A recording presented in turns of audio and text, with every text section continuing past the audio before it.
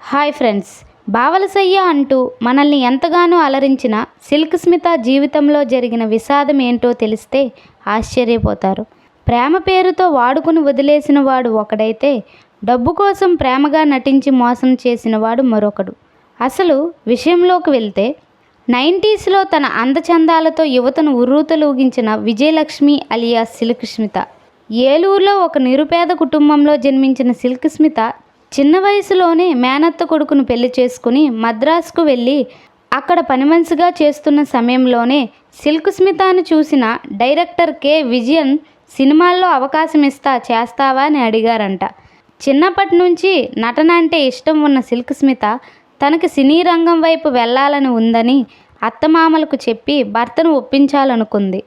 కానీ వాళ్ళు ఒప్పుకోకపోవడంతో సిల్క్ స్మిత భర్తను కాదనుకొని సినీ రంగం వైపు అడుగుపెట్టింది. కె. విజయన్ దర్శకత్వంలో వచ్చిన వండి చక్రం అనే సినిమాతో సినీ రంగ ప్రవేశం చేసింది సిల్క్ స్మిత. ఐటమ్ సాంగ్స్తో సినీ కెరీర్ మొదలుపెట్టిన సిల్క్ స్మిత తక్కువ వయసులోనే జ్యోతిలక్ష్మికి పోటీగా నిలిచింది.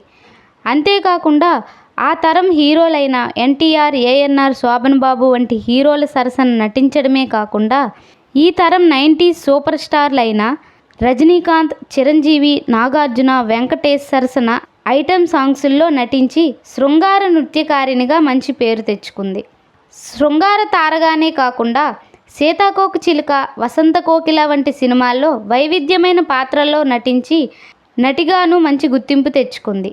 అయితే పయంపల్లి అనే తమిళ సినిమాతో రజనీకాంత్, సిల్క్ స్మితల మధ్య పరిచయం కాస్త ప్రేమగా మారిందని, ఇద్దరూ కలిసే ఉండేవారంటూ వార్తలు రావడంతో సిల్క్ స్మిత రజనీకాంత్ని పెళ్లి చేసుకోమని బలవంతం చేయడంతో అప్పటికే పెళ్ళైన రజనీకాంత్ అందుకు నిరాకరించారంట. దాంతో సిల్క్ స్మిత, రజనీకాంత్ల మధ్య గొడవ పెద్దదై సిల్క్ స్మితకు అవకాశాలు రాకుండా రజనీకాంత్ చేయడంతో సిల్క్ స్మిత ఏ గ్రేడ్ సినిమాలకే పరిమితం అయిపోయింది. అంతేకాకుండా ఖైదీ నెంబర్ 1 సినిమాలో చిరంజీవితో గొడవ పడడంతో సిల్క్ స్మిత సినీ రంగానికి దూరమైందనే చెప్పాలి. డబ్బు కోసం ఆమెను ప్రేమ పేరుతో నమ్మించి మోసం చేసిన డైరెక్టర్స్ ఎందరో ఉన్నారు. ఆ బాధను తట్టుకోలేని సిల్క్ స్మిత 1996లో సూసైడ్ లెటర్ రాసి ఆత్మహత్య చేసుకున్నారు. ఆమె అంత్యక్రియలకు ఎవరూ రాకపోవడంతో హీరో అర్జున్ వెళ్ళి ఆమె అంత్యక్రియలను పూర్తి చేశారంట.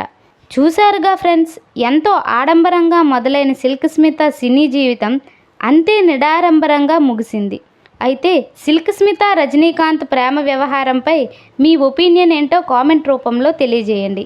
మా వీడియో కనుక మీకు నచ్చినట్లయితే ప్లీజ్ లైక్ చేయండి, షేర్ చేయండి, సబ్స్క్రైబ్ చేసుకోవడం మాత్రం మర్చిపోకండి. Thank you.